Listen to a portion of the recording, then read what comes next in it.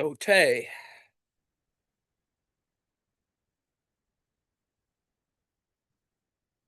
Uh, this is more prep work for Wednesday office hours, and I'll probably do more of these. Seems to me at our last little recording that Gabriel Rockhill's work raises some important questions, ones that need to be considered, that are still are considered. That is the difference between, or the conflicts between so-called Western Marxism and whatever the other thing is, and that is, much more, we shouldn't call it orthodox because it's not that orthodox, but a more conventional anti-imperialist Marxism. And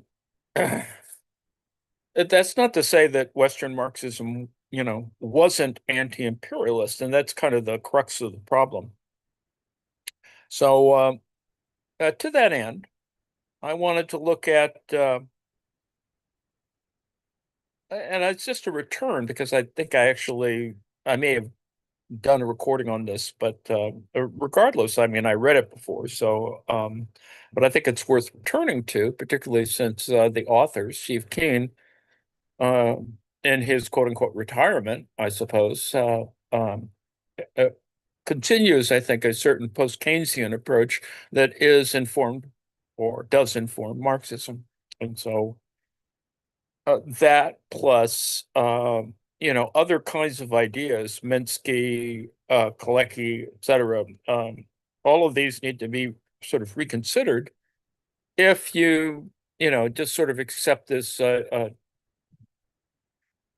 dichotomy between Western Marxism, which raises a lot of questions about what was Marxism doing since in the middle of the long 60s all the way up to the current day.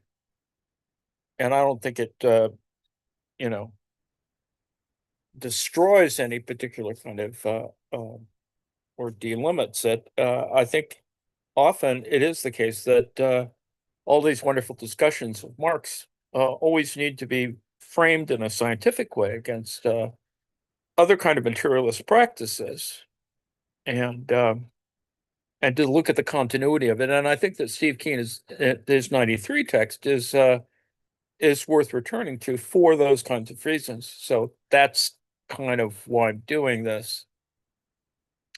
Also, to get me more excited about the idea that there's a moment at which the things that Keen is interested in terms of structural dynamics and a variety of other more quantitative approaches to uh, the other issues that I've been looking at. That is,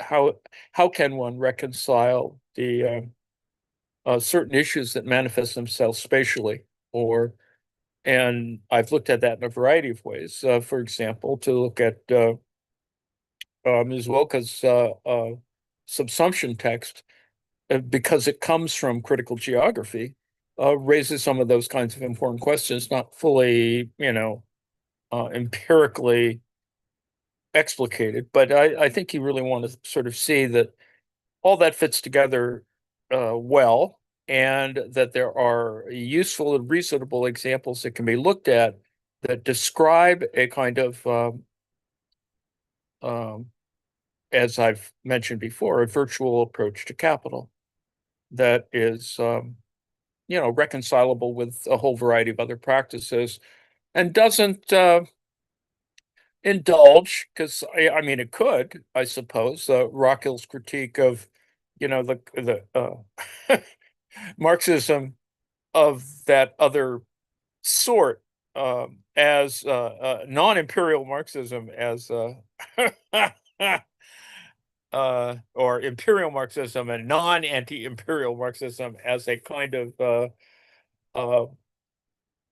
sort of aberration, and that it only indulges theory as a commodity, et cetera, et cetera. And without going down that road, I do think that mainly because, uh, as I pointed out in the prior comment, that it's a really faulty commodity, with all due respect, or at least my position was that it wasn't very successful as a commodity relative to left politics and whatever. And so trashing it, I think, is kind of straw attack. So, but that doesn't delimit Rockhill's point of view on this. I think it's really important to have that point of view because the critique of PMC, et cetera, is all part of that. But the point is that it is, as a critique, only one moment in this larger kind of task to move forward from that and do the work that Rockhill identifies. That's kind of what we need to be doing, is worrying about all these manifestations that are framed at one moment, like class struggle, et cetera. So one needs to sort of um, see all these things in their context, because you could argue that there's an entire variety of very empirical political economy versions of Marxism that are also fit in this intellectual commodity model, and that that that doesn't delimit its purpose. Its purpose is to challenge and work through, I think, the clear theoretical problems of things like, as Keane will point out here, labor theory of value, because it matters whether how we define labor. It defines, the problem is, of course, value, which in some people's minds is a road too far, or whatever, a step too far for some people. I still think it is important to look at value questions, and value questions relative to trying to think of surplus value. And some people, unfortunately, I think this is the problem that anti-imperialist Marxism needs to cope with in some ways, is what is its view of, for example, surplus value. And surplus value, of course, being its own problematic element, needs to be sort of reassessed and reevaluated, even though, as I think you could see with Koschatz and a whole bunch of other folks who are now doing a kind of econophysics stuff, that it's still worth looking at. I mean, because it is, surplus value does exist as a kind of, sort of theoretical margin, or a spatial margin, or a quantum margin, if you really want to get crazy about it. But I do think that those things can exist, and I think that we can develop a discourse on it that, on the one hand, could be critiqued as just another commodity for the shelf of bourgeois, petty bourgeois, whatever, academic Marxism. The fact is, it's still moving the theoretical ball forward, and moving the theoretical task forward is what we need to do. Still, to go back to the idea of a principal contradiction, we do need to sort of address it in that kind of way. Still going to move the ball forward, and I would assert that most Western Marxism does move the ball forward. I would assert also that some of it is, of course, inside baseball, or ones that lead research to be problematized, and often push people in very, bad places. Well, not so much bad places, but sort of useless dead ends. And so there's a lot of that too.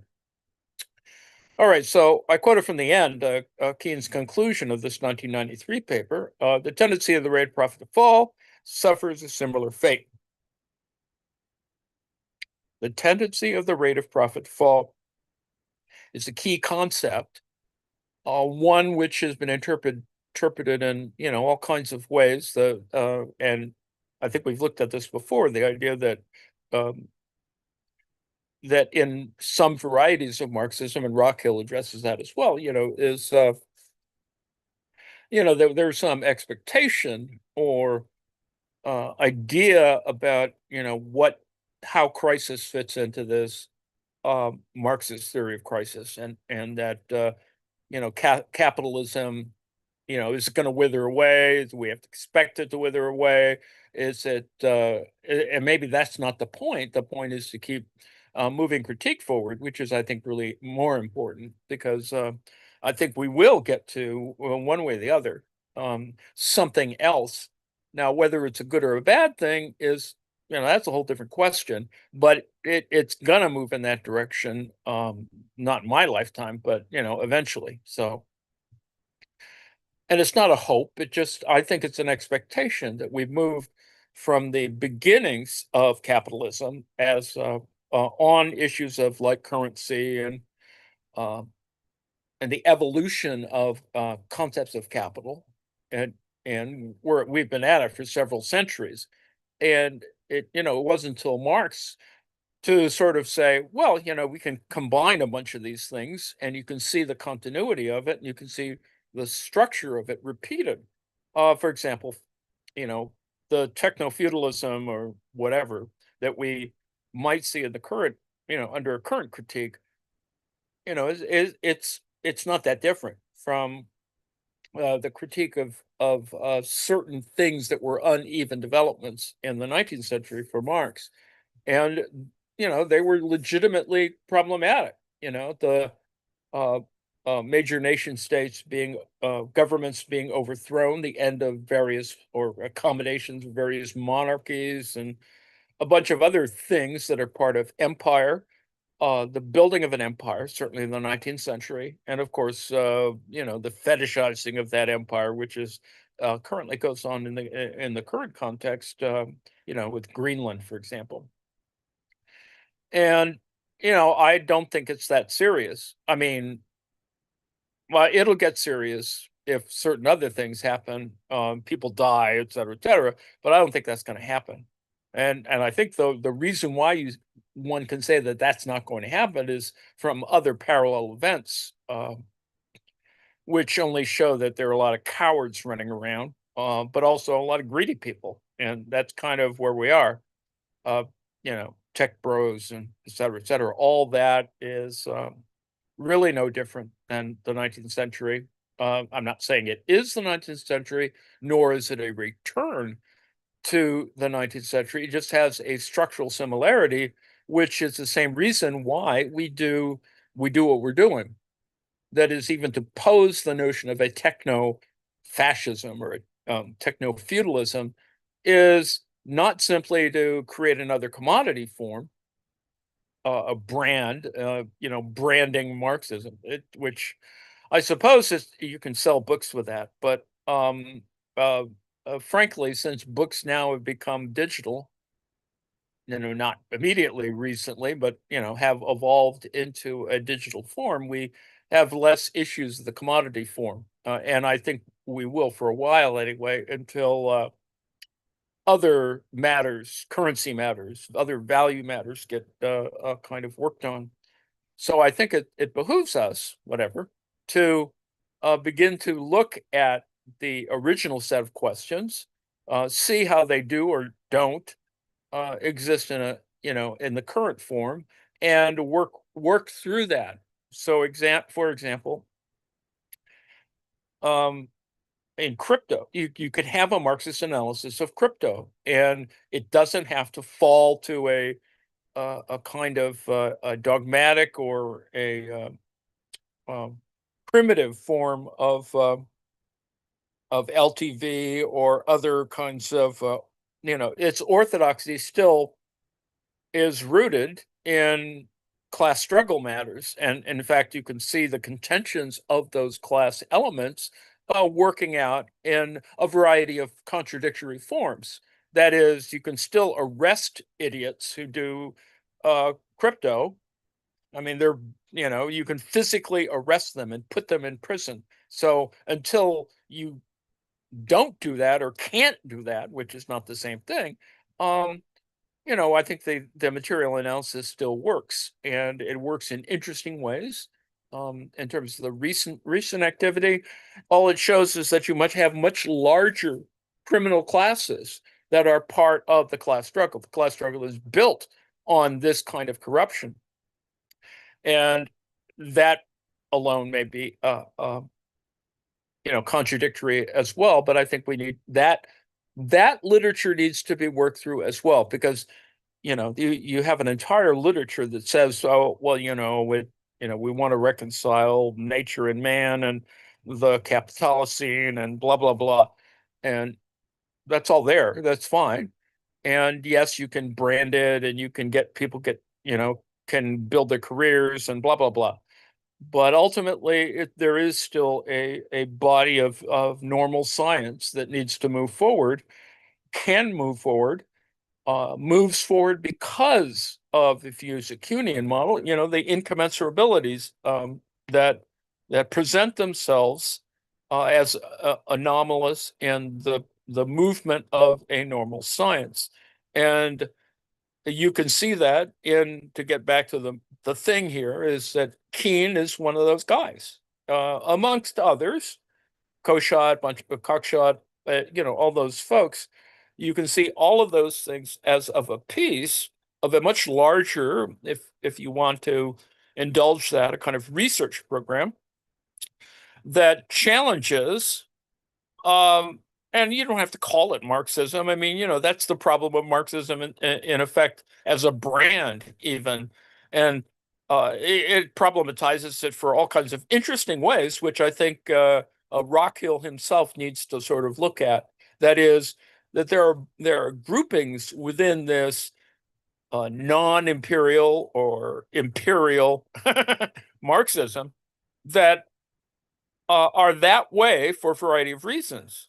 And I think that you can say that Kalecki, Minsky, a bunch of other folks started looking at things in ways that were really important, but they were, because of the Red Scare, because of anti-communism, because of all this stuff, you can see, and not just simply in a crude, sort of bibliometric search, but that some people just simply avoided talking about Marx because they knew they would get in trouble. And it's only after a certain moment, for some people in their careers, to be able to admit that, well, I've been really doing, I've always been a Marxist, or I've always been a communist. Those are whole bunches of things that are out there that that are part of that history. And I wish that, rather than move, Rockhill is important for doing that because he's got all this data, all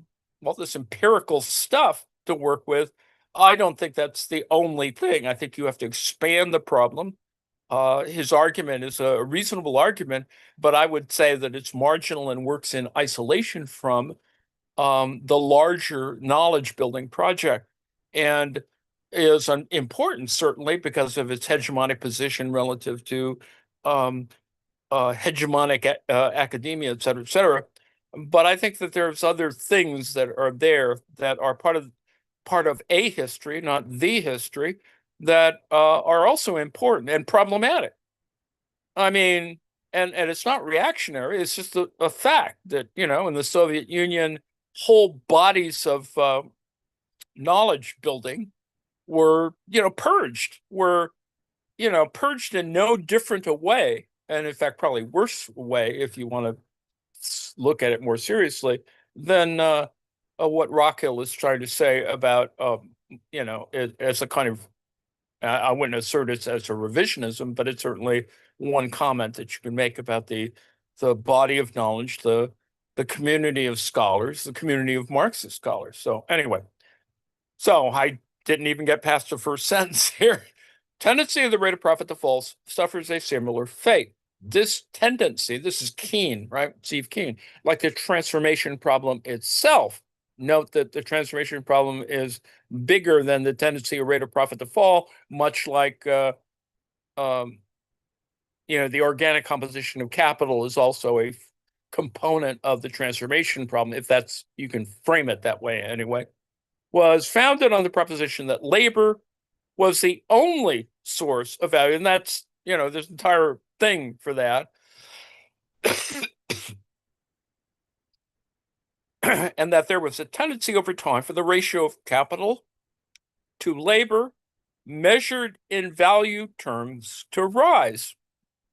Now, since surplus can be garnered from all inputs to production, there is no reason why an increase in the ratio of commodity to labor inputs, commodity inputs, or commodity to labor inputs should lead to a decline in the overall rate of surplus. No reason why an increase in the ratio, it's not the things themselves, but rather their ratio, should lead to a decline in the overall rate of surplus, which underlies the argument of the tendency to, the rate of profit to fall, all kinds of other things that are symptomatic of the original argument, which is the substitution of technology for labor. Ultimately, you just have to look at, what is Marx concerned about? Marx is concerned about in the mid-19th century that, not only is there certainly the obvious thing is class struggle, but the class struggle is built on certain other kinds of things that have medieval roots and continue on because in some ways we never leave that. And we know that now because of the reproduction of some certain structural elements that allow us or force us to go into this big branding exercise. I suppose you could argue that Varoufakis does that. But his goal is the same goal, democracy, social democracy, equity, all the things that are issues in the current struggle period or whatever. So we managed to get to the end of the second sentence. Using Marx's own logic, this confirms Ian Steedman's judgment from a Sraffian perspective that the transformation problem, and this is on the one hand a point of view that neoclassical people would just, sort of seize upon as the ultimate falsification of, Marxian materialist analysis or something, whatever that post-Keynesian thing. You could argue that it stems from that relative to Keynes, the original Keynesian arguments, etc., as opposed to the kind of more circular, in some ways, neoclassical argument. Anyway, pseudo problem, a chimera.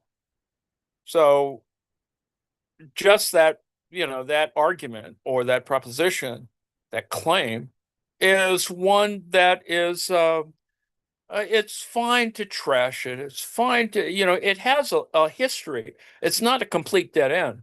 I mean, this whole transformation problem, other stuff, is what really was on the mind of a lot of people, particularly at Cambridge. So, Cambridge, England, University of Cambridge. So, I don't think we should deny the issues that are involved there, although there must be a literature somewhere of any kind of contact that Sraffa had with Joan Robinson, but that's a literature that would be really fascinating to put together. But maybe there was no contact at all. Indeed, now we got to sentence 3. Indeed, the entire dispute between Marxians and Sraffians can itself be judged a chimera. Now, that's several decades of really important work. So I don't think they would like it to be called a chimera. I mean, it's a pretty structured chimera and a chimera with a lot of math. So it is, I don't think we should sort of leave it off in that particular kind of way. But on the other hand, we do need to see it in perspective relative to the larger research program. Since Marx's theory of value, in fact, provides the philosophical foundation for an absolute theory of value consonant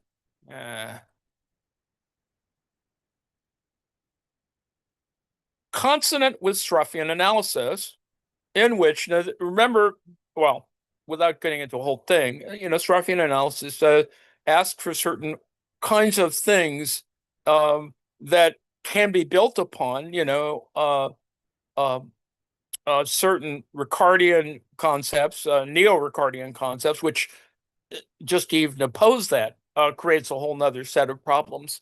Uh, Partially because, well, at the end of the story, commodities still exist, even if even if a labor theory of value doesn't exist.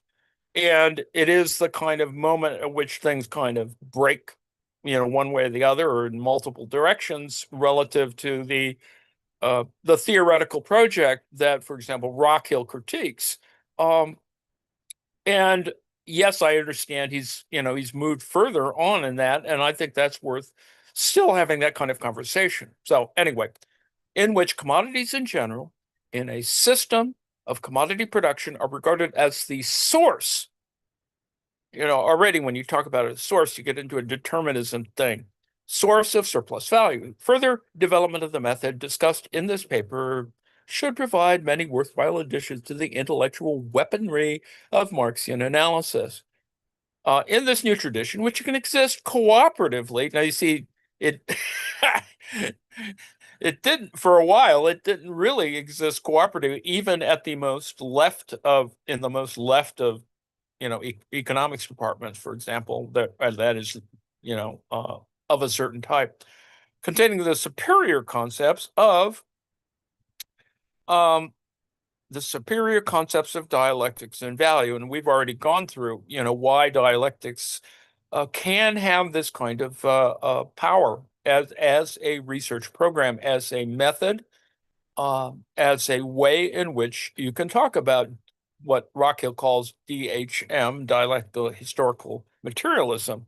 So it should be to Marx's credit that he provided the analysis by which the labor theory of value could be transcended. Now, the fact of transcending labor theory of value is probably, anathema or problematized or branded even for Rockhill's analysis. So I think we need to sort of spend a lot more time trying to understand why or how the labor theory of value is transcended, and not to prove that the labor theory of value is bogus or whatever.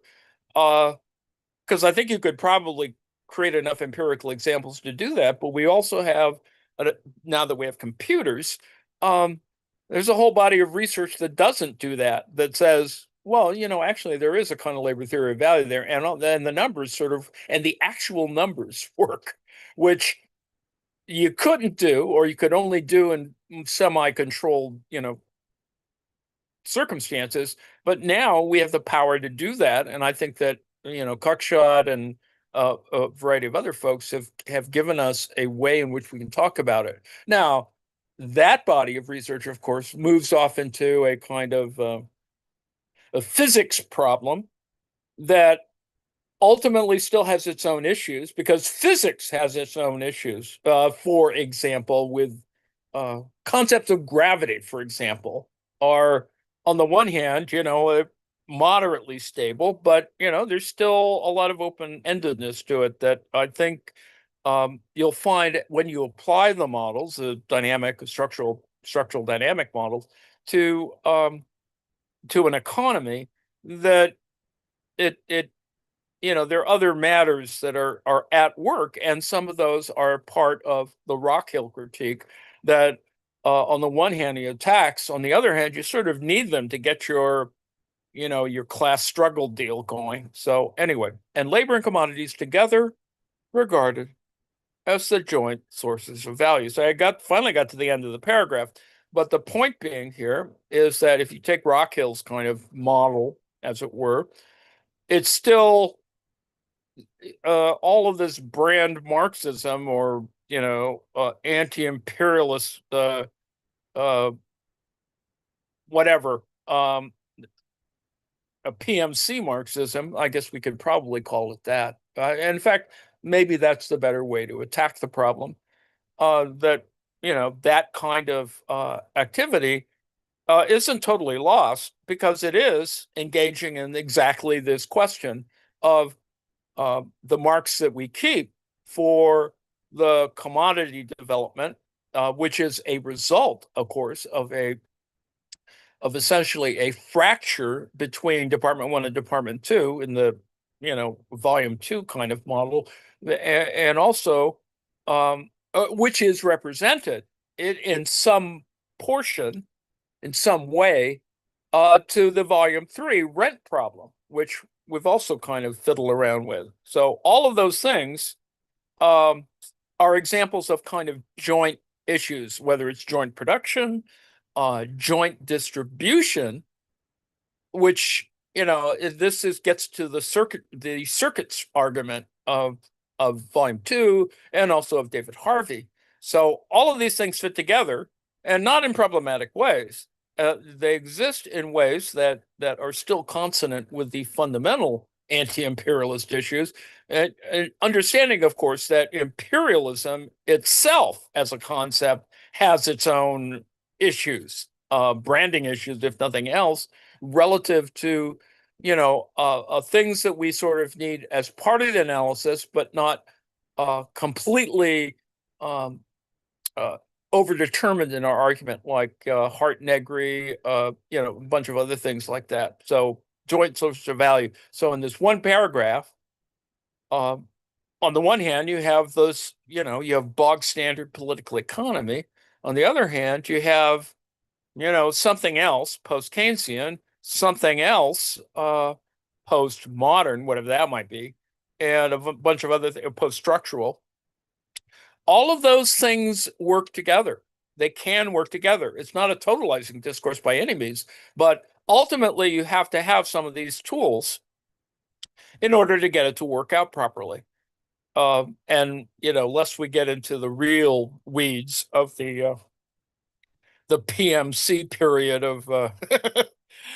of Marxist thought, I do think that there are structural and post-structural arguments that are still not necessary, but are sort of part of the basis of knowledge that one should understand, that have within themselves or within this larger structure those things that, for example, the concept of social ontology is a fragment of this whole set of things, but collides or bumps with any other kind of issues, whether it's the anti-imperialist Marxism or gravitation in the structural dynamics model. I, I think they also actually all bump together, and it's not so bad. It's not so bad because it affects the research program, it affects the empirical analysis, it raises certain methodological questions that one should address and not ignore, and also addresses all those, Western Marxism questions that were elusive for some people or overdetermined. And I would agree completely that it is overdetermined. That is, the middle period, or the middle period of the long 60s did create, this problem for Marxism. But on the other hand, it came with the territory.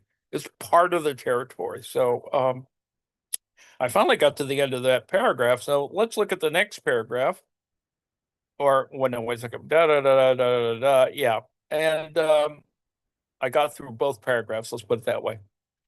So the article is Use Value, Exchange Value, and the Demise of Marx's Labor Theory of Value by Steve Keen. During this period, he was at the University of New South Wales.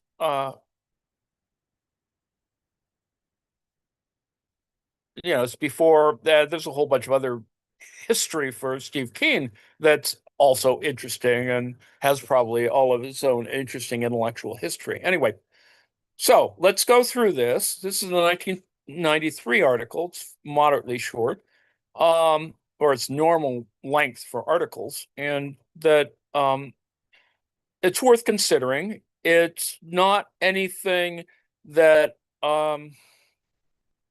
it's not like the Holy Grail or anything. It's not kind of some magic lodestone or anything. It just simply it's talking in a useful post-Keynesian way of the challenge that Marxist labor theory of value and uh, what Rockhill himself talks about, which is problem. I when he says that all that Western Marxism was interested in was exchange value. It's just I just think he's playing fast and loose with certain concepts that are not simply easily dichotomized or bifurcated or whatever.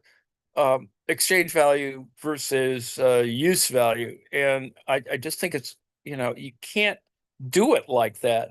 That it's much more, it's structured in a way that would be actually very consonant with certain philosophical concepts. That is, Spinozan, Kantian, Hegelian, all those things make it fit together better.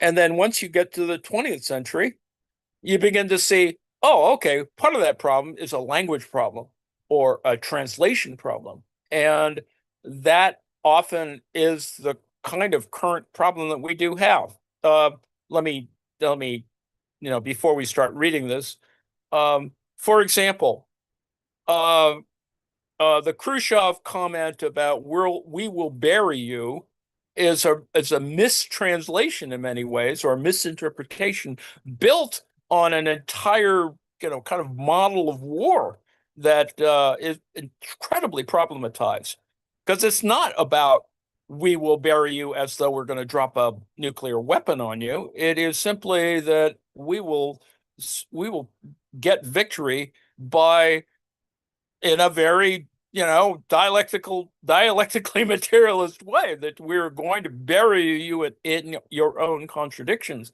It is more abstract in that concept. It was never really about dropping a bomb on somebody. But anyway, that's just a side note. An annotative thing for you to look at, or whatever, whoever may actually be looking at this. Uh, you may want to consider that, because it was really an important period, and Khrushchev himself was important only from the point of view of the 1956 repudiation of Stalin and blah blah blah, and all that implied, which caused part of this Western Marxism problem. I mean, with all due respect, I mean, is built on, 56 to 68 is, incredible. It's an incredible period. Still needs to be worked through. Probably still a lot more data to work through as well. But anyway, that's for another story. And I think now that we have things like quote unquote AI, we might actually get at the problem a little easier, and not get tied up with certain things that tended to be hegemonic, counter-hegemonic, personality disorders. All those things are part of this issue. Anyway, to the text. Karl Marx was the greatest champion of the labor theory of value. The logical problems of this theory have, however, split scholars of Marx into two factions. That is, those who regard it as an indivisible component of Marxism, labor theory of value being an indivisible component of Marxism, and those who wish to continue the spirit of analysis begun by Marx without the labor theory of value. This is the crux of the Western Marxism critique for Rockhill. On the one hand, this is the specific example. It doesn't break along a labor theory of value lines, but in fact is quite influenced by it, because some people will argue that if you excise you cut off the labor theory of value, then you lose then the class struggle loses it, gets all screwed up. But I don't think it does, and Rockhill comes to that conclusion as well. But I think, but you want to get at this in a slightly different way, that labor theory of values are not just about labor, they're about value. And often this is the crux of the issue. Some people are very overcommitted to the labor side, or the what counts as labor. And then, of course, understanding very clearly from Marx that is going to the text itself, from not just necessarily inerrant, hermeneutics or whatever. But the fact is, and Marx is very clear about this, there's a difference between labor itself, and the abstraction called labor power. And so labor theory of value has within itself a kind of, abstraction problem of a large one that is clearly built on certain methodological conditions, is um, one built, now that we have computers, built on certain kinds of anomalies or anomalous activities and a whole bunch of other things. Anyway, see, I can't even get past the second sentence. In the debate between these two camps, the former has attempted to draw support from Marx's concepts of value, while the latter has ignored them, taking instead as their starting point the truism that production generates a surplus.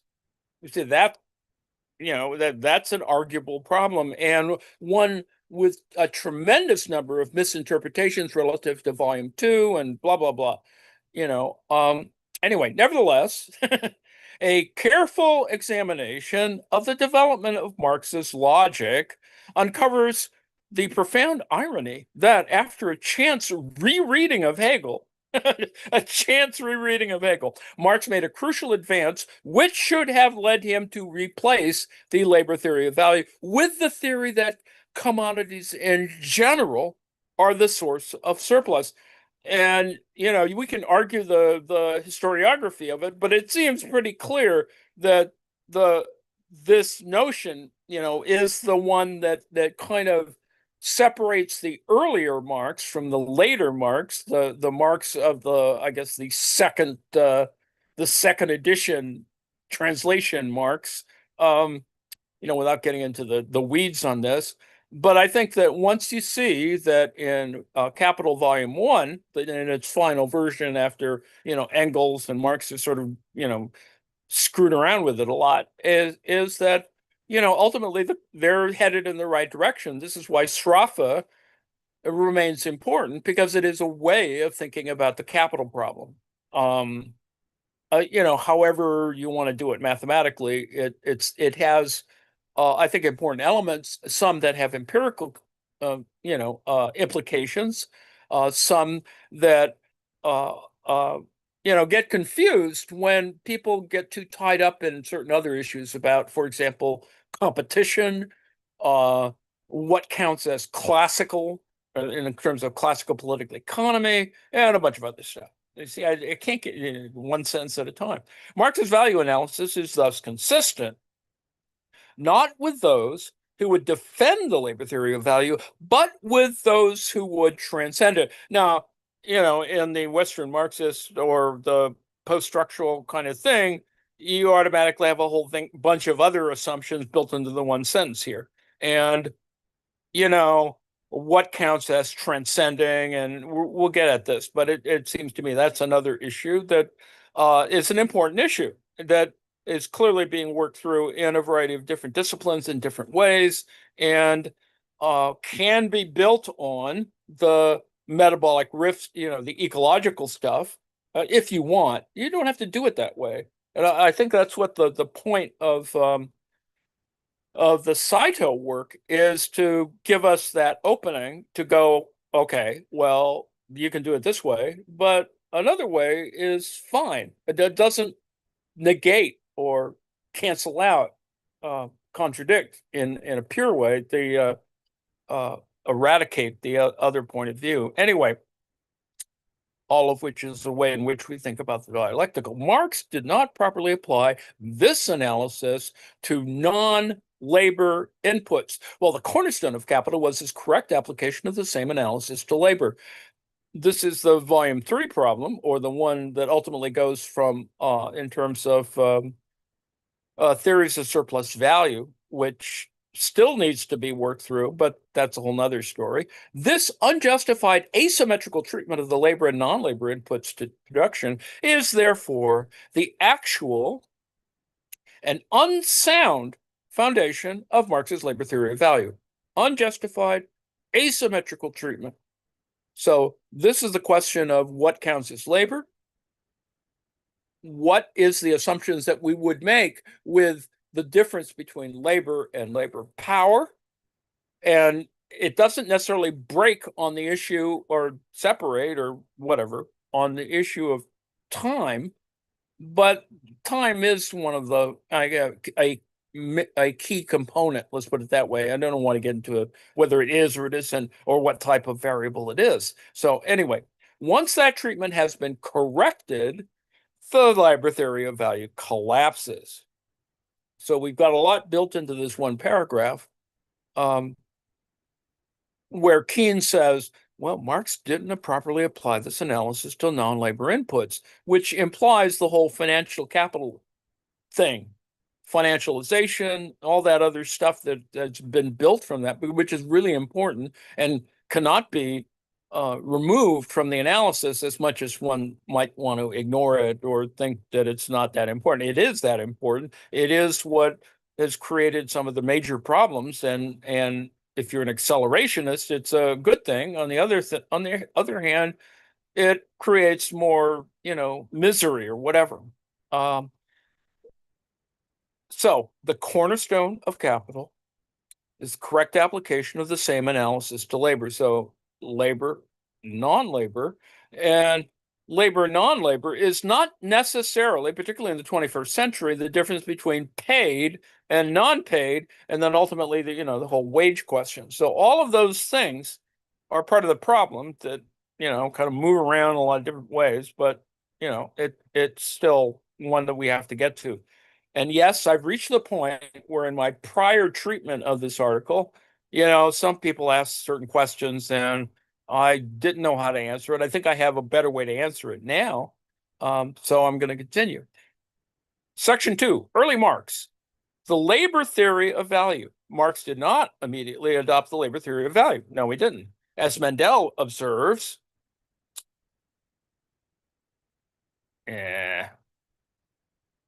press the wrong button again.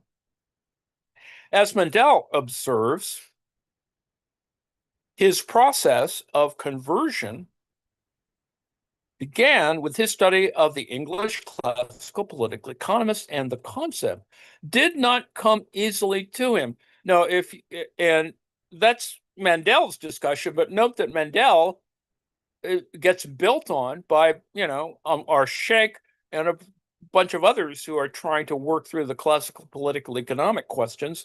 And, and it does require a lot of work because, you want to see, well, Bailey was more important for this component of it and blah, blah, blah. This is evident early on in the economic and philosophical manuscripts of 1844, where Marx makes the comment that, quote, the capitalist thus makes a profit first on the wages and secondly on the raw materials advanced to him. Now, however, he shortly afterwards says that the greater the human share in a commodity, the greater the profit of dead capital. It's a lot there, which is an assertion that labor is at least the major source of profit. A lot of ink has been spent on those differences. Further on in the manuscript, Marx develops an acceptance of the idea that labor is the only source of wealth. The definition of wealth itself, I think it's what Levine's work kind of asks that question at the front end, that, building wealth is not exactly the same thing. And it's not a surplus, certainly. I mean, if you really look at it technically, among other things. So there's all kinds of other accounting things that are this part of the problem. Subsequently, he took the labor measure of value approach one stage further than had Ricardo. Yes, he does, to explain the source of surplus. By the time of his much more popularized, document, Wage, Labor, and Capital, one of among other more popular or schematic documents, Marx gave the explanation that labor is paid its cost of subsistence, yet its work extends beyond the time required to reproduce those means of subsistence. This is, where we get to surplus and a variety of other things that are ultimately, those things that are in motion, those things get transferred. Those things are part of the kind of the flow of capital, as it were. He later formalized this using the distinction between labor power, the ability to perform work, and labor itself. Now, this ability to perform work can be built constructed in a variety of ways. And those who want to look at it as a Bayesian problem, can't even go that far.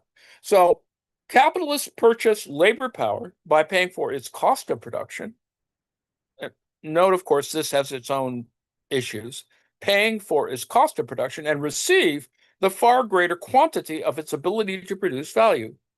Quote, the worker receives means of subsistence in exchange for his labor power, but the capitalist receives in exchange for his means of subsistence labor the productivity, the productive activity of the worker.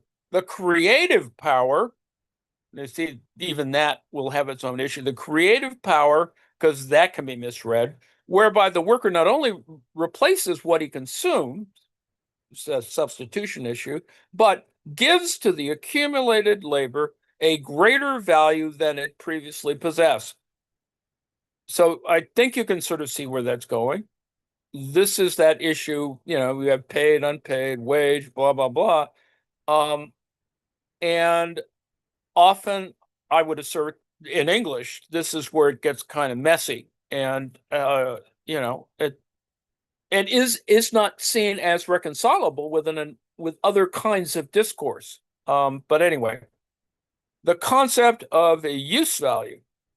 The concept of use value was also undergoing development at the early stage of Marx's introduction to political economy. As with the labor theory of value, Marx's initial understanding of use value was quite different from his final. And yes, this is the basic historiography is that with the labor theory of value, Marx's initial understanding of use value was different than the final version, right? So it undergoes a series of evolutions. This is where commodity partially comes in. The notion of the rethinking of capital, not as capital, but rather front-ending it, of course, with the chapters on commodity. And that happens over a kind of a short period of time and blah, blah, blah. And you can see how that shifts, or that Marx, for X number of reasons, decides to stop dealing with it and does something else, hence the theory of surplus value, and then gets back to it. And even then, it sort of shifts. This is whatever it is, 64 to 65, 1864 to 65, or 61 to 63. Anyway, stuff happens during that period. So, in the course of a powerful insight in the conflict between Ricardo and Malthus, Marx expressed in dialectical garb the opinion that use determines value, which is hardly consistent with the labor theory of value. I mean, automatically, this is a problem. But not, and it does get fully explicated, but you have to sort of go into it. You have to use a lot of other people to sort of work through this problem. But having criticized Ricardo and JB Say, and David Ricardo for forgetting in the debate over thrift versus luxury, even that is problematic for its own reason, that there would be no production without consumption. This is volume 2. He continues that it is use that determines a thing's value, and that fashion determines use. Now, right there, we could break off into a whole bunch of other crazy things, so we won't do that right now. Fashion sort of actually needs to be worked through, but that's another story. However, by the time that he came to part company with Proudhon, Marx had imbibed the classical attitude that use value plays no role in determining value. Now, that's an important moment, right? Marx had imbibed the classical attitude that use value plays no role in determining value. Marx's critique of Proudhon's reasoning is an interesting portent of his later developed approach to the distinction between use value and exchange value.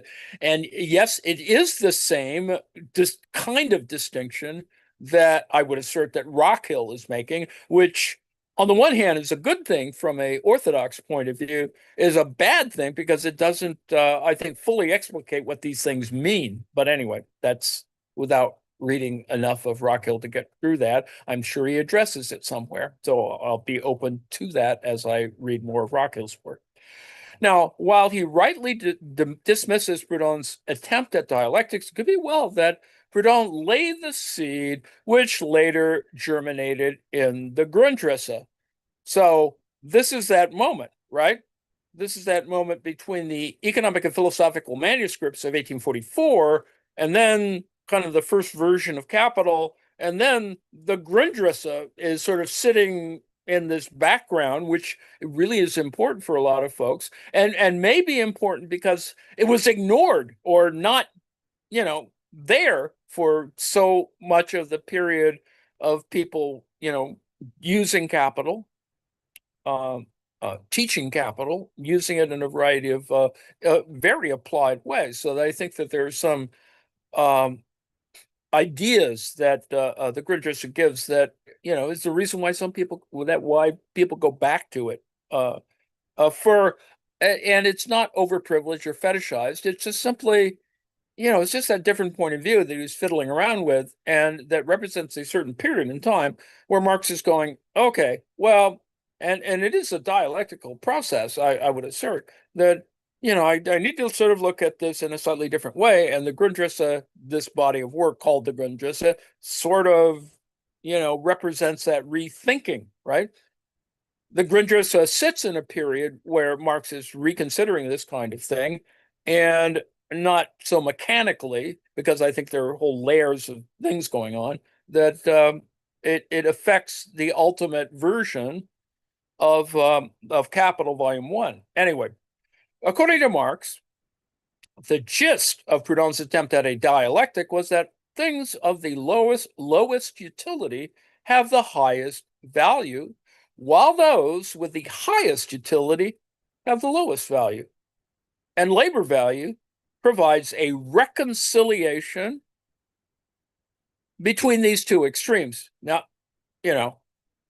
it's an oversimplification, and Proudhon's, you can see why he was addressing Proudhon in that particular way, because Proudhon that was looking at it in a, unfortunately, highly simplistic way, and I don't want to get into it, but I think when you start looking at Proudhon and his propositions for, well, what is to be done with the economy, influential and charismatic in that sense, but problematic for Marx. Marx goes, what am I to do with this? Anyway, Marx dismissed this firstly as ignoring the role of demand in determining scarcity, and secondly, as dressing up in complicated terms the precise, clear, and simple language of Ricardo in order to arrive at the determination of relative value by labor time. Okay, remember, this is that moment where he's beginning to think about, well, and particularly since Proudhon is talking about France, which is, has its own issues about how it's, the its relation to the monarchy, its relationship to industry, the disposition of property, the class system, all that crap is going on there. And Proudhon is, whatever, good or bad, there's some influence there, and that kind of affects Marx's ability to sort of go, well, this doesn't all work together, and we needed to sort of work together. And the way we make this work together is to look at things like Ricardo to sort of work through this in a very systematic way. And this is where the physiocrats come in, or this is where physiocratic thought is important for Marx's, Marx thinking. The determination of value by labor time is, for Ricardo, the law of exchange value. For Proudhon, it is the synthesis of use value and exchange value. So already problem. And this is 1846, right? Thus, at this stage, Marx admits that use value is a determinant of demand.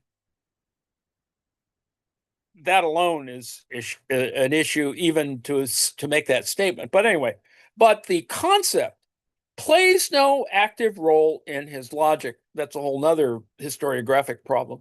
He is firmly of the opinion that everything necessary to form the foundation of political economy can be found in Ricardo's analysis of exchange value. Now, that's an oversimplification, as we know, but one that has persisted, and certainly one that is there for us to sort of work through in the 21st century in terms of rereading Ricardo. Anyway, number three, section three, the dialectic of the commodity, the development subsection.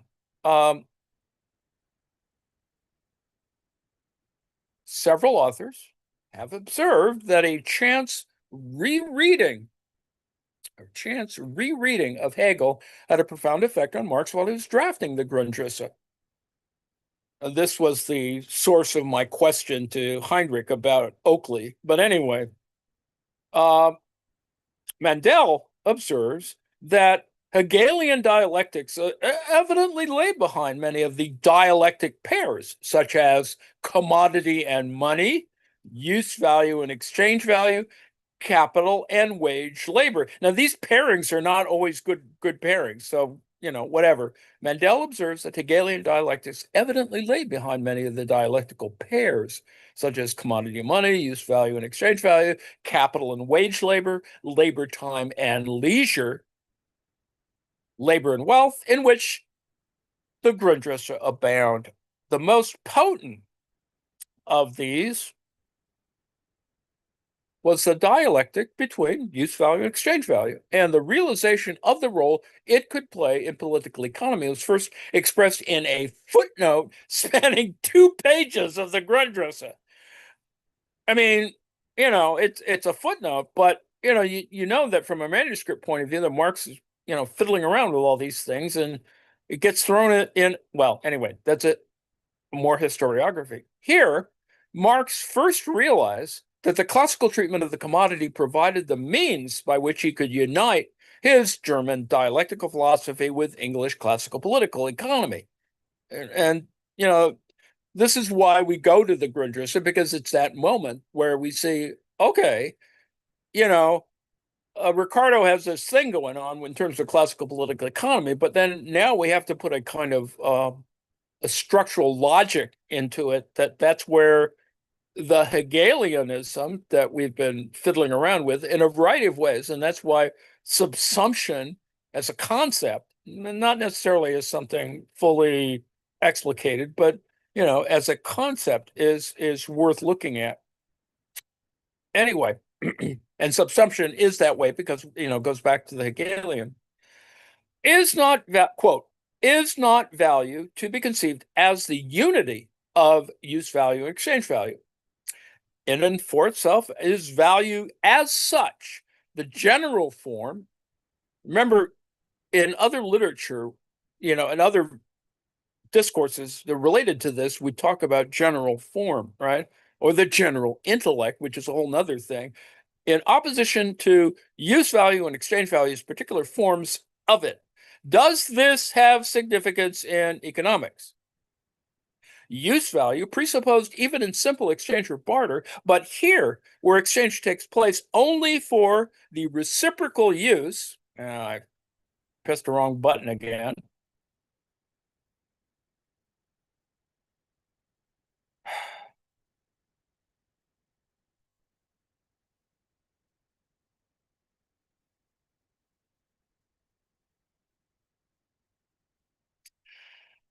Only for the reciprocal use of the commodity, the use value, i.e., the content, the natural particularity of the commodity, has no such standing as an economic form.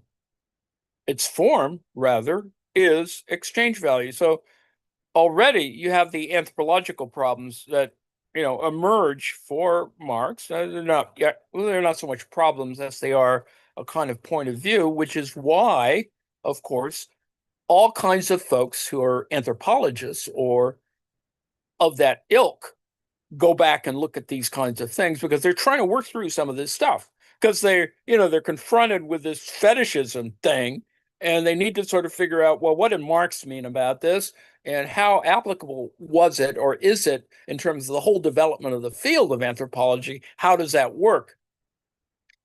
And is that body of work overdetermined? I think as you can look at Mauss and Levi-Strauss, etc., you can sort of see why that gets where it gets, and you can see as a branch of a intellectual history that goes into some things that some people will call we can at least now pejoratively say we're dead ends, but we're really important because the methodology is still important. And that's sort of me putting in a sales pitch for looking at certain structural models because at least at that moment they represented a certain kind of quote unquote scientific logic for all that kind of activity. Anyway, its form rather is exchange value. Now, dichotomizing it that way is equally problematic, and that gets us into the Rockhill comment from the other thing we just looked at. The content, apart from this form, is relevant, is not a content of the relation as a social relation, but does this content as such not develop into a system? So this is where you get into the structural questions. System of needs and production. Needs and production. Does not use value as such enter into the form itself as a determinant of the form itself, for example, in the relation of capital and labor. So you can see where he's thinking about this, where ultimately he's going to get to, oh, okay, commodity works better here, and then money as a commodity form is going to come from this, arguing it in this way. If only exchange value as such plays a role in economics, then how could elements later enter which relate purely to use? You can see how this is an anthropological problem. The price appears as a merely formal aspect of it. Now, as we know now in the 21st century, the merely formal is much more overdetermined. It has lots of other issues. And, sort of salvaging the meaning of this in concepts like cost price and a bunch of other things, we try and work through some of those issues. This is not in the slightest contradicted by the fact that exchange value is the predominant aspect. And this is a key point that people sometimes forget in terms of, particularly in a mathematical way. But anyway, that's another issue. But of course, use does not come to a halt because it is determined only by exchange, although of course it obtains its direction thereby. So this is, yes, it does, and yes, it doesn't. So you can see dialectically that this is a thing he's tussling with. And the answer to this, of course, are these other sets of meaning that go on at the same time. That is, it isn't simply exchange value and use value, rather it's a system of structures of a variety of agencies, a variety of meanings, all engaging in this circuit, right? This is where David Harvey is still important to see this, and not as a simple exchange, but rather something that is a stock flow problem. In any case, this is to be examined with exactitude in the examination of value, and not, as Ricardo does, to be entirely abstracted from, nor like the dull J.B. Say, who puffs himself up with a mere presupposition of the word utility. Above all, it will and must become clear in the development of the individual sections to what extent use value exists not only as presupposed matter outside economics and its forms, but to what extent it enters into it. Proudhon's nonsense, see the Miserere. So you can see this is 1857, right? We're looking at 1844, 47. We've already gone, another decade, and he's still thinking about this and trying to work this through. And he does, or I would assert that he does. And I think you can see that, by the time he goes for a couple more years of what's going to get produced. And it kind of evolves in a useful and interesting way that ultimately gets picked up, you know, 50 years later in Cambridge, whatever. Ricardo and Smith had distinguished between use value and exchange value simply to dismiss the former, the use value, as of no economic significance. Now you can see this sentence alone. Well, I would assert this sentence alone. I would ask, Rockhill about this. Well, how do you deal with this sentence? You know, what does this mean? And I'm not saying that this is correct what Keene is saying here, that is, had distinguished between simply to dismiss the former as of no economic significance. But I think when you start, seeing Marx tackle this is, however, from Marx's Hegelian perspective, use value and exchange value were inseparable dialectical aspects of the social unity, the commodity which itself is central to the analysis of capitalism. So, from the Hegelian perspective, use value and exchange value were inseparable dialectical aspects of the social unity, the commodity which itself, you know, dialectical aspects of the social unity of the commodity, or the social unity slash the commodity, which itself is central to the analysis of capitalism.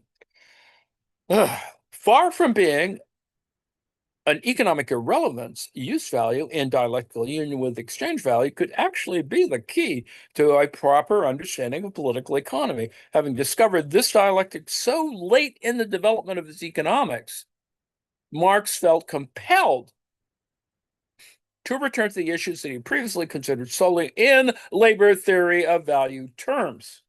You see, this is that disjuncture that is observed even in the new translation of Capital Volume 1, that, of this is the thing that the guys, have an issue with in their translation of, they indicate this in the footnotes and their notes, as opposed to Marx's footnotes, of some of these kinds of underlying issues, which are obviously, if you have an army of graduate students or whatever, you could actually work through. Anyway, and to use the dialectic of commodities to provide a firmer foundation for his earlier views. This is that point I was just making about, that the commodity is that moment, those extra chapters loaded at the front end to try of capital to try and sort of work through this issue, the transformation of the second edition, blah blah blah. This process of reconsideration dominates the Grundrisse, which is the first version of this kind of rethinking, and the second version, which takes up a whole summer and whatever, the theories of surplus value, which for some people is irrelevant, when in fact I would assert that it kind of works through some of these issues, and particularly when you start looking at theory more closely, even in the translations that we have, the non-MEGA translations, which tend to be the ones that we work through, of the theories of surplus value. But anyway, the crucial use. I did this again.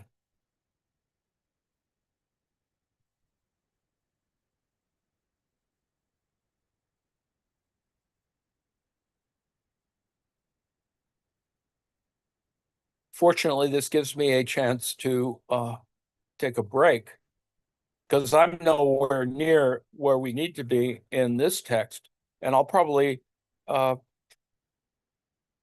come back to it in that sense. Um,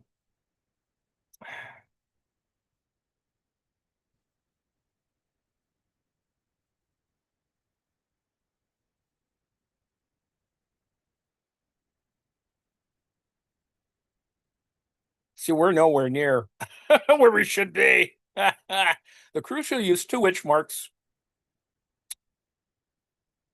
put the so we're at 111. The dialectic of the commodity was to uncover the source of surplus value without having to begin with the premise that labor was the only source of value and without prior consideration of the distinction between labor power and labor. The best expression of this divination occurs not in the obscure and for so long unpublished Grundrisse, but in Capital itself. And this is becomes an important argument, or can become an important argument. The application. Marx began Capital by clearing intellectual cobwebs on the route to uncovering the source of surplus, criticizing explanations based on unequal exchange. In 1867, look what's going on here, right? This is like another decade of fiddling around. Or increasing utility through exchange, and then restating the classical axiom that exchange involves the transfer of equivalents, and the conclusion that therefore exchange of itself cannot provide the answer. I suppose that, anyway, yet at the same time, circulation based on the exchange of equivalents must be the starting point from which the source of surplus value is deduced. This is that thing that Shake kind of fiddles with at one point. Anyway, Marx put the dilemma superbly. Quote, the conversion of money into capital has to be explained on the basis of the laws that regulate the exchange of commodities in such a way that the starting point is the exchange of equivalents. Our friend Moneybags, Mr. Moneybags, or whatever, Master Moneybags, who as yet is only an embryo capitalist, the younger venture capitalist, embryo capitalist, must buy his commodities at their value, must sell them at their value, and yet at the end of the process must withdraw more value from circulation than he threw into it at starting. You see, you could apply the Moneybags example currently to crypto if you really wanted to go that far. And, I recommend people to think about that. His development into a full-grown capitalist must take place both within the sphere of circulation and without it. Both, remember, both within the sphere and without the sphere. These are the conditions of the problem. He began the solution of this dilemma with a direct and powerful application of the dialectic of the commodity. If the exchange value of the commodity cannot be the source of surplus, then the dialectical opposite of value, use value, is the only possible source. See, I want to hear Rockhill address this sentence. That's all. I'd like to hear it relative to what he accuses, the imperialist Marxists from the anti-imperialist Marxists. The change of the change of value that occurs in the case of money intended to be converted into capital must take place in the commodity bought by the first act. Recall that we've gone at great length about M-C-M and dash M prime, blah blah blah, M delta, whatever, but not in its value. So take place in the commodity bought by the first act, using money and commodities sort of in that interaction, but not in its value, for equivalents are exchanged and the commodity is paid for at its full value. Marx is trying to get through the arithmetic implications of this, but this is not necessarily the pre-calculus Marx, but Marx is still thinking, in a way that would probably be better explicated, in the thing that that we're looking at now in terms of econophysics or whatever. But anyway, we are therefore, Marx, forced to the conclusion that the change originates in the use value as such of the commodity, i.e., a use value, the change originates in the use value as such of the commodity, i.e., its consumption. So the consumption element that is use value. In order to be able to extract value from the consumption of commodity, our friend Moneybags must be so lucky as to find within the sphere of circulation in the market a commodity whose use value possesses the peculiar property of being a source of value.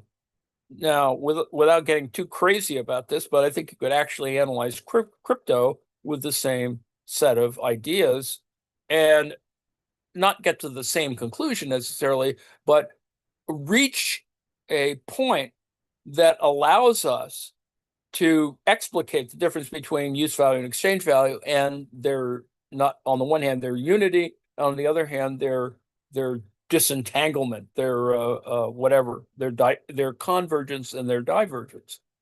Marx then used the quantitative difference between the exchange value of labor power and its use value to uncover the source of surplus value in the transaction between worker and capitalist. Now, he's, with respect, Keynes skips a couple steps here, and I'm not sure that he works through that, but let me say that I think there's something missing in that sentence and that clause, whatever.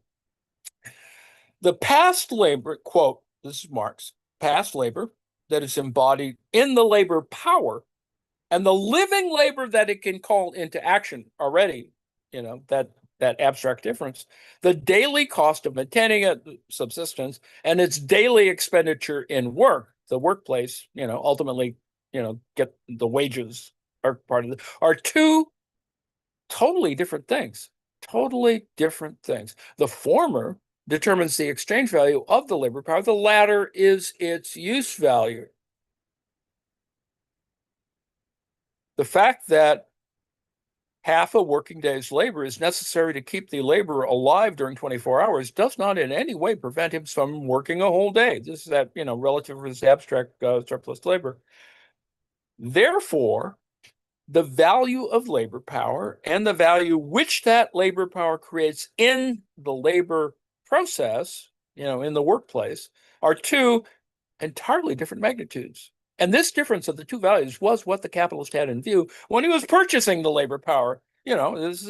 I can exploit people, I suppose, if you really wanted to think about it's certainly what, Trump has in mind when he does certain things. It's how Trump treats publicity, for example.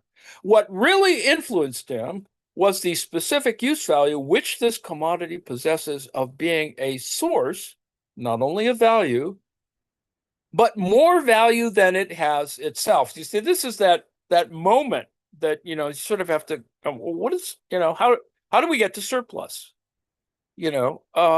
And when we get to surplus, what does that mean as well? Because it also is not at, some people allow or imply that surplus is more static and is accumulation itself. No, it's not accumulation itself. It's just an index of accumulation. But anyway, this is the special service that the capitalist expects from labor power. And in this transaction, he acts in accordance with the eternal laws of the exchange of commodities, which, Marx has gotten elsewhere. The seller of labor power, like the seller of any other commodity, realizes its exchange value and parts with its use value. At this point, Marx is triumphant. He's established the source of surplus value and has done so without any initial presumption that labor was the only source of value, an achievement which had eluded his classical antecedents. See, this is why Marx does something with Ricardo and Bailey and blah, blah, blah, all of those other folks. And he's going, okay, well, this element sort of works, but philosophically, this element doesn't work. Anyway, at this stage, all he had established was that labor was the source of value. To prove that it is the only source of value, he had to apply the same conceptual framework to the means of production and find that the presumption of the strict labor theory of product is confirmed. In the second endeavor, he failed. Yeah, I think he did. I mean, I don't disagree. I mean, I think that's that is why we have a current problem, rent problems or problems of you know merchant capital, managerial capital, and financial capital. So this is why we have all those other problems. The contradiction in Volume 1 of Capital, Marx appeared to successfully reach the conclusion that the means of production could not be a source of surplus value. However, he could only do so by contradicting a basic premise that the use value and the exchange value, the use value of a commodity and the exchange value of commodity, are unrelated. So what we're confronting here, and I think what Keene is suggesting is, okay, well, this is I would assert, is another order of abstraction. So it's meta or whatever. And it's not transcendent in that particular kind of way. And maybe it only becomes transcendent in the flow as a flow problem. In the course of this attempt, he advanced three propositions which fundamentally contravene this general approach to commodities. That, in the case of the means of production, the purchaser makes use of their exchange value, not their use value. That their use value cannot exceed their exchange value. That's a problematic presumption as well. And that their use value somehow reappears in the use value of the commodities they help create. So you can automatically see that there's some other transformational problem that sort of needs to be worked through. So, and this is an assumption that Keene is making, and I think there's a lot more literature there that sort of needs to be worked through. But this describes, for some people, a component of the subsumption problem, or the issue of subsumption. But anyway, Marx began with the simple assertion that the means of production can transfer no more than their exchange value to the product. He next attempted to forge an equality between the exchange value and the use value of the means of production by equating. And this is innovative, but although he gets depreciation from elsewhere, by equating the depreciation of a machine to its productive capacity. Quote, value exists only in articles of utility. If therefore an article loses its utility, it also loses its value. The reason why means of production do not lose its value at the same time that they lose their use value is this. They lose in the labor process the original form of their use value, only to assume in the product the form of a new use value. You see, this is already a kind of logic problem that requires certain other kinds of things to make the logic work. Hence, it follows that in the labor process, the means of production transfer their value to the product only insofar as along with their use value, they lose also their exchange value. They give up to the product that value alone, which they themselves lose as a means of production. As Keene points out, two erroneous propositions in this paragraph, while another is ambiguous. This is a key element, and the element on which a lot of things can go wrong or go right in terms of trying to work through, how useful Marx is. Firstly, the two final sentences, which appear to link the transfer of value by the machine to its depreciation, are incorrect, and he works that out below. Secondly, the statement that the use value of a machine reappears in the use value of the product equates the use value of the machine to the utility enjoyed by the consumers who purchase the goods the machine produces. But the use value of a machine is specific to the capitalist purchaser of the machine only. By arguing that the use value of the machine reappears in the product, Marx is in fact contemplating the existence of abstract utility with the usefulness of the machinery being transmuted into the usefulness of the commodity it produces. Hopefully one can see how problematic that is. The ambiguous statement concerns the transfer of value by the means of production. which of their two values do machines transfer, their exchange value or their use value? Now, that question alone, needs to be resolved in important ways. And on the one hand, labor is, implicated. On the other hand, labor may not be, part of this, unless you look at the problem of general intellect. But anyway, if Marx meant that they transfer their use value, then this sentence would be correct in terms of his analysis of commodities. But later, he makes it clear by this expression, he meant that the means of production transfer not their use value, which is the case with the worker, but their exchange value. In the clearest illustration of the flaw in his logic, he states that over the life of a machine, its use value has been completely consumed, and therefore its exchange value completely transferred to the product. See, there's just a lot more that Marx needed to work through, and maybe it's just a problem of accounting in many ways. This amounts to the assertion that in the case of machinery and raw materials, what is consumed by the purchaser is not their use value, as with other commodities, but their exchange value. Now, I want to see Rockhill talk about this. That's all. This ambiguity reappears as Marx discusses the example of a machine which only lasts 6 days.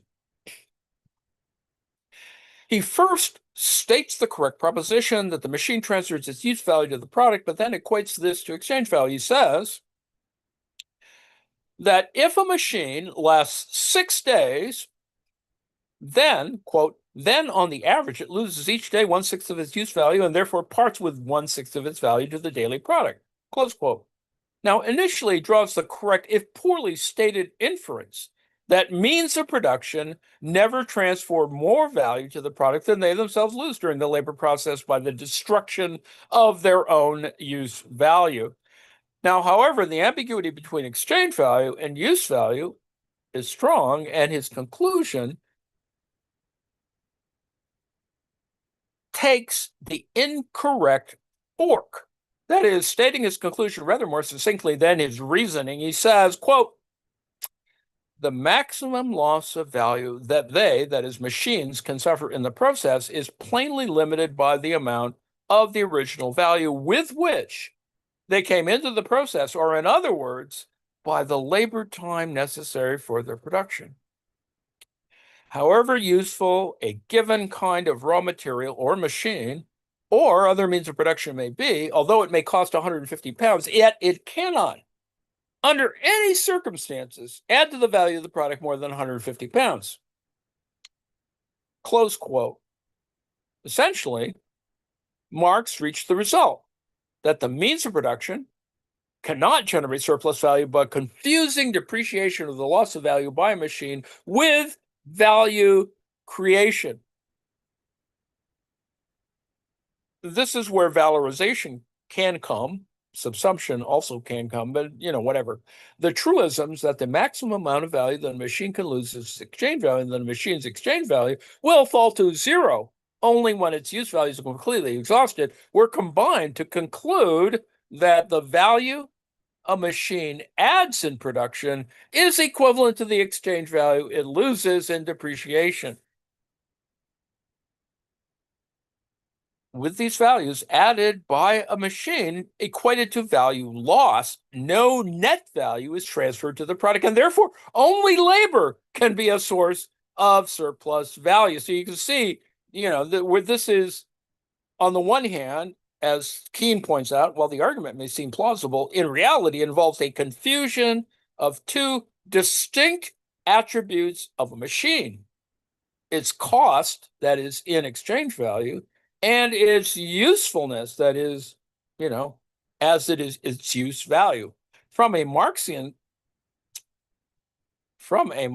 perspective, depreciation is the writing off of the original exchange value of a machine over its productive life. Consequently, The maximum depreciation the machine can suffer is its exchange value. As it wears out, both its residual value and its usefulness will diminish, and both will terminate at the same time. However, it does not follow that the usefulness, that is, the value creating capacity of the machine, is equal to its cost, that is, its depreciation. Though a capitalist will certainly write off the latter completely only when the former has been extinguished, the two aspects are nonetheless completely different and unrelated. This is where we need accounting, right? There is no reason why the value lost by the machine should be equivalent to the value added. An analogy with labor highlights the fallacy involved in equating these two magnitudes. As workers receive a subsistence wage, and if the working day exhausts the capacity to labor, then it would be argued that in a day, a worker depreciates him or herself by an amount equivalent to the subsistence wage, the exchange value of labor power.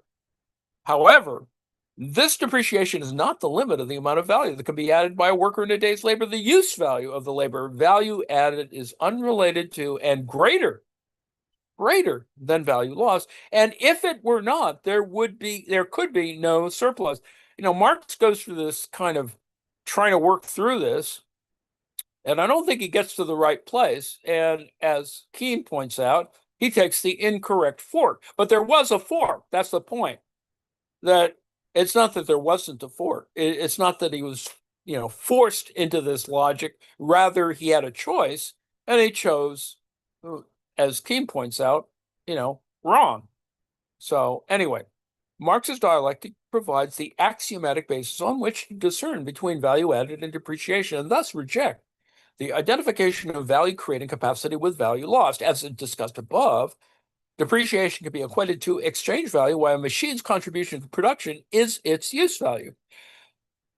According to Marx's analysis of commodities, these should be two different magnitudes, since for all commodities, the two aspects in no way enter into relation with each other. Marx did, in fact, reach this conclusion at one point in the Grundrisse.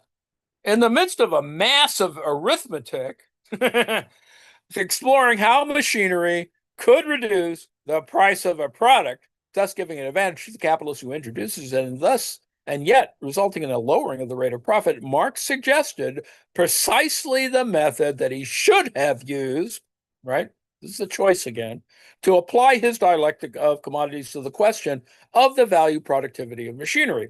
So, quote, it has to be postulated, which was not done above, i.e., that its devaluation in the service of production is not proportional to its increasing effect on production, close quote. And Marx does make this statement, and I don't think he carries it where it should be carried. That's all. I mean, I think he put this there. It sits in the note in the manuscript, but, kind of needed more stuff. Here, Marx specifically referred to the use value machine having greater than its value, of the use value of machine being greater than its value, big V value, and in contrast to his discussion of depreciation and capital, dissociated the productivity of a machine from its depreciation. The use value of a machine will differ from its exchange value, and as with labor, we can assume that its use value will be significantly greater than its value. In practice, this will mean that the amount it loses in depreciation will be significantly less than the amount it contributes to this value of output, and it will, with labor, be a source of surplus value.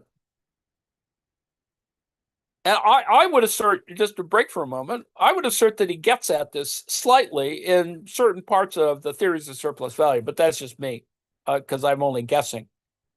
It seems to me that there are a couple of places where he sort of tries to answer this question, and does, but since we've ignored theories of surplus value for so long, we don't sort of care about it, or whatever. Unfortunately, Marx never developed this postulate. his later developments of his dialectic as it relates to value creation tarnished rather than polished the tool, obscuring the fundamental contradiction it uncovered in its labor theory of value. So let me stop there. We're at 116, and I've already yammered for far too long. I think I've yammered for an hour at least.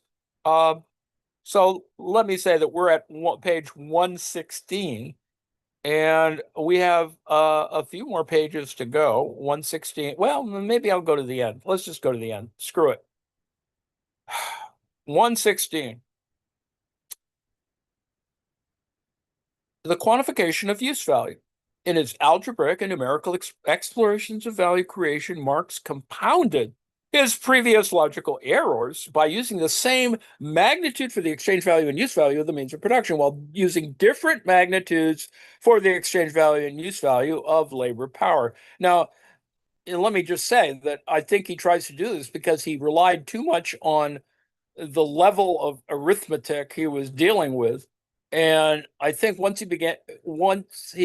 he had a little more math, he would be able to see how value, you know, gets, and if he, had thought a little bit about probability and a bunch of other things, he might have gotten to a different place. But anyway, the inputs to a productive process are heterogeneous labor and a heterogeneous collection of goods. Given the input side of the productive process as big C equals small c plus V, C is merely the exchange value of the means of production, and V is the exchange value of labor power. The output is a commodity plus depreciated capital equipment, and the value equation, C prime, equals C plus V plus S, quantifies this gross output in volume one. This equation is of itself unproblematic, since all it states is that production generates a surplus, which is, kind of what we wanted, or kind of what most people want. The difficulties arise when portions of that net output are attributed to the labor power and the commodity inputs. Marx's claim that the surplus S, small s, is proportional to V and unrelated to C describes S plus V as the use value of labor and C as the use value of the means of production. Now you can see where, hopefully, so to speak, you can see where all the cogitation, the arithmetic, gets a little screwed up when you start going, well, you divide C plus V over S and blah, blah, blah. You can see how the error gets compounded once you start trying to put more math at that level into it.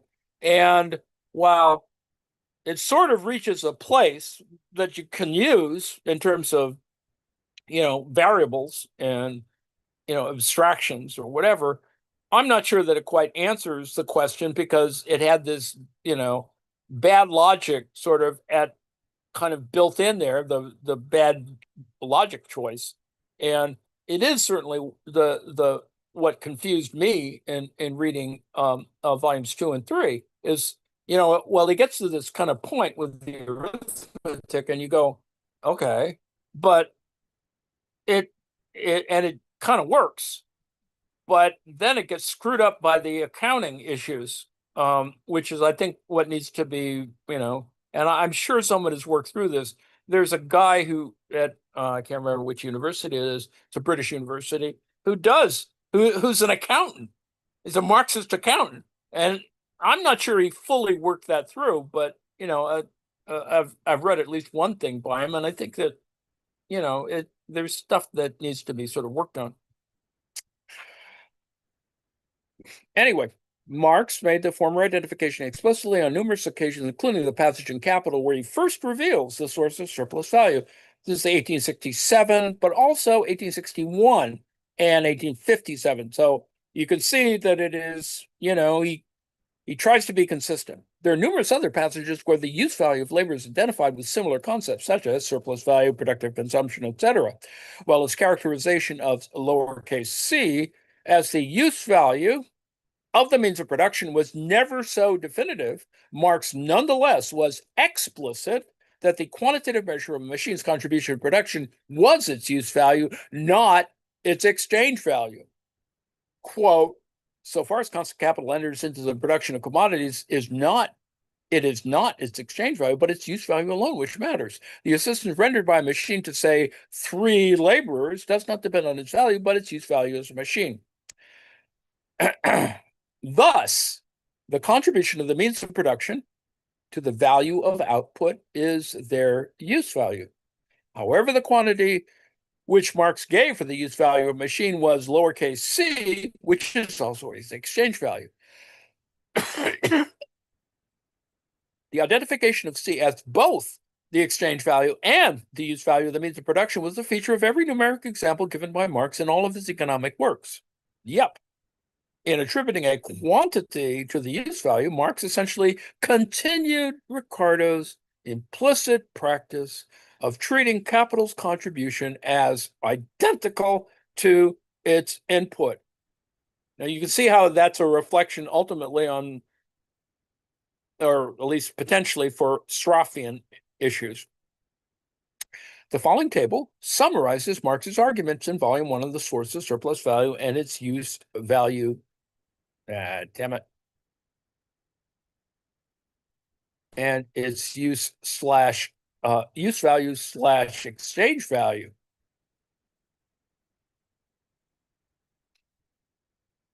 Exchange value dialectic. Okay, so column 1 is labor power. Column 2 is commodity inputs. So exchange value is C and V. Use value is V plus S, where, get the surplus. And C, the commodity input, is the same for use value, right? It is all pretty much the same. Now, different, it's different. Yes, they are different. Labor power and commodity inputs are different in terms of labor. And commodity inputs, they aren't, because it is a kind of abstraction. And now, whether it's generalization or not is a whole different question. Surplus generated, yeah, surplus. As commodity inputs, no, they don't generate surplus. Well, this is how you argue it. But as I said, this is can be an accounting problem. Consistent with Ricardo, yeah, it's consistent with Ricardo in terms of labor power, and consistent with Ricardo in terms of commodity inputs. This is where we go with Straffa. Consistent with dialectic, certainly true in terms of labor power, and that kind of works through for a lot of folks, and it seems okay. For commodity inputs, it doesn't, and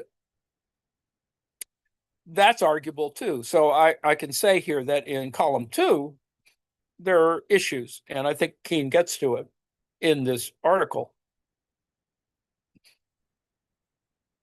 The problem with this customary quantification is that it contradicts Marx's fundamental and oft-repeated proposition that use value and exchange value are unrelated, where we started. The central point of this paper is that in the Grundrisse, Marx transformed the classical distinction between exchange value and use value and the classical proposition that use value plays no role in determining exchange value into a dialectical foundation for his economics.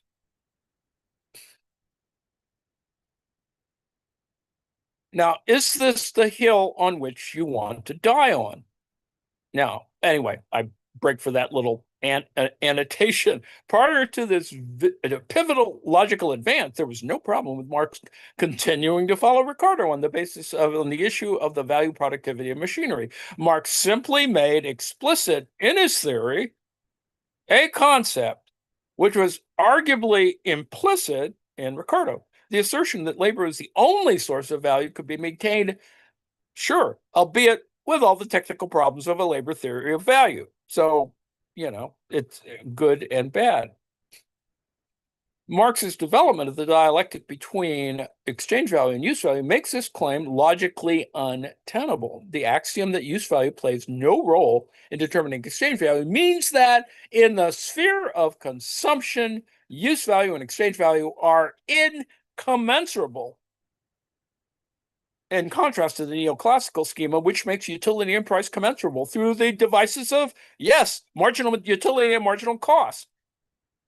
You see, it's so easy to make that move, and yet you could see, Romer notwithstanding, uh, all of these, where some of the problems can emerge. And of course, in the technical literature, where it gets really ugly because of marginal utility and marginal cost assumptions. In the sphere of production, where both exchange value and use value are quantitative, it means that they're normally, although not necessarily, different. Yet to argue that the quantified use value of the means of production is the same as their quantified exchange value is to argue that in the case of the means of production, exchange value and use value are identical. See, this is that problem that gets zeroed in a variety of arguments. And it just, it's a convenience, I suppose, is to hold them identical, is to zero them. But I think the reality is not quite the same. So anyway, Section 4, conclusion. The conclusion that labor cannot be the only source of value has long ceased to be novel. Gee.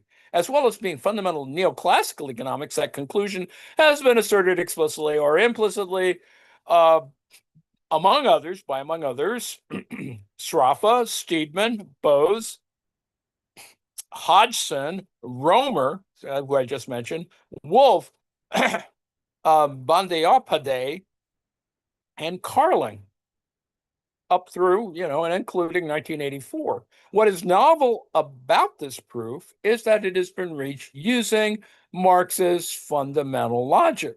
It is thus more difficult for those who wish to maintain a labor theory of value to oppose, since in the past, the last refuge of defenders of the labor theory have been that Marx said it was so.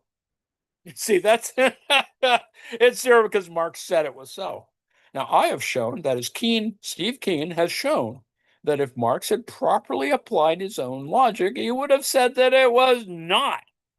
Another difference is that since these conclusions flow naturally from Marx's own reasoning, those parts of the analysis which do not depend on labor being the only source of value remain intact. That's the real point, because other people will, go off on this other, well, Marx said it so therefore that's the, the weak point of the argument. Other critics of the labor theory of value would abandon Marx's historical analysis, his use of the dialectic, and the concept of value itself. Clearly, these foundations are in fact strengthened by these results. And I think that would be the issue. And I would assert, to follow on that point, just to break here in a moment, that's why subsumption still makes sense. Valorization concept still makes sense. If you assume that things, well, in my mind, that scalar elements are important. Anyway, similarly, his comments on the reproduction process, the circuits of capital, and the cyclical nature of capitalism are in no way affected. This is David Harvey. Conversely, his conclusions, which depend upon labor being the only source of value, are in general overturned. Chief amongst those are the transformation of value into prices and the tendency of the rate of profit to fall. So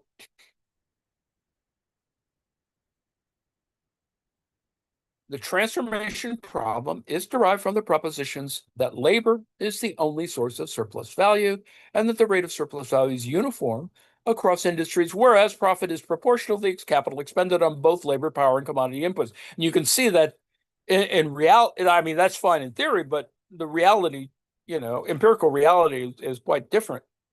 Were these premises valid, then there would be a divergence between rates of surplus value and rates of profit when the ratio of commodity inputs to labor inputs varied between industries.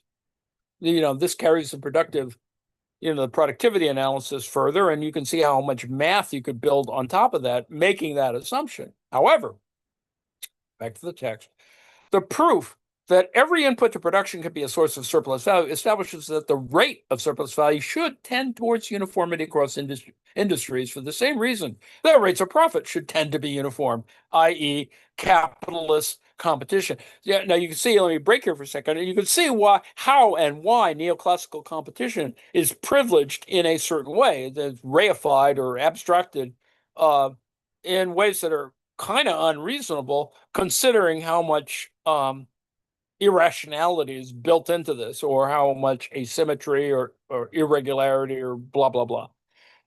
And therefore, back to the text, therefore, there is no a priori reason why issues pertaining exclusively to production itself, productivism, such as the ratio of capital to labor, should cause a divergence between rates of surplus value and rates of profit. Thus, there is no reason why a higher capital labor ratio than average should be associated with a lower rate of surplus value than average. No technical problem in converting values into prices of production, and no reason why prices should systematically diverge from values in rates of surplus value from rates of profit solely on the basis of differences in capital intensity. So you can see, that some people extrapolated from this a certain set of arguments that assumed certain things. And it was never a good assumption to do that, even though Marx did it. And you could argue from that, well, Marx said it was so. No, Marx had a structure, a logic that allowed for, these assumptions, but just as easily and with, I think, greater sense of the differences among depreciation and a bunch of other things, I think Marx would have figured this out. So, blaming labor theory of value on him and then thus, trying to discredit the whole business is not quite there. And I think Keene gives us that sense that, while certain things, people who've built their entire careers around, the transformation problem or the tendency of the rate of profit to fall and blah, blah, blah, have not fully or didn't fully address, and there are armies of graduate students who make that same assumption. This is why you can still, baby doesn't go out with the bathwater. And in fact, it's only a couple of adjustments. And now that we have computers, I think that people like who use them in those ways, Shake and Cockshot and Foley and a bunch of other folks have made this work better. And so, baby bathwater, blah, blah, blah. So I got to the end, I think. Nope. I still got a couple more pages. The tendency of the rate of profit to fall suffers a similar fate, which is what I just said. This tendency, like the transformation problem itself, is founded on the proposition that labor was the only source of value, and that there was a tendency over time for the ratio of capital to labor measured in value terms to rise. Since surplus can be garnered from all inputs to production, yes, there is no reason why an increase in the ratio of commodity to labor inputs should lead to a decline in the overall rate of surplus. Using Marx's own logic, this confirms Steedman's judgment from a Sraffian perspective, because this is where all the Cambridge problems occur, supposedly, that the transformation problem is a pseudo-problem, a chimera, which we started with. Indeed, the entire dispute between Marxians and Sraffians can itself be judged a chimera, since Marx's theory of value, in fact, provides a philosophical foundation for an absolute theory of value consonant with Sraffian analysis, in which commodities in general, in a system of commodity production, so this is where Sraffa was moving, are regarded as the source of surplus value. And also where, there's an entire body of literature on joint production and Passanetti, I think in my recollection, and I haven't read it in a while, I think Carcetti does this as well, but maybe not. Anyway, further development of the method discussed in this paper should provide many many worthwhile additions to the intellectual weaponry of Marxian analysis in this new tradition can exist cooperatively with Sraffian and Kalekian economics. That's actually the more important element in terms of more contemporary approaches, while containing the superior concepts of dialectics of value, which it should be to Marx's credit that he provided the analysis by which labor theory of value could be transcended. This is sort of patronizing, I suppose, and labor and commodities together regarded as the joint sources of value. So that's the implication I would assert, and I don't know it that well, and probably I'm wrong, but that's kind of where Passanetti was going. Um, anyway, so I got to the end. Um, Maybe someone was listening to me. I don't really care.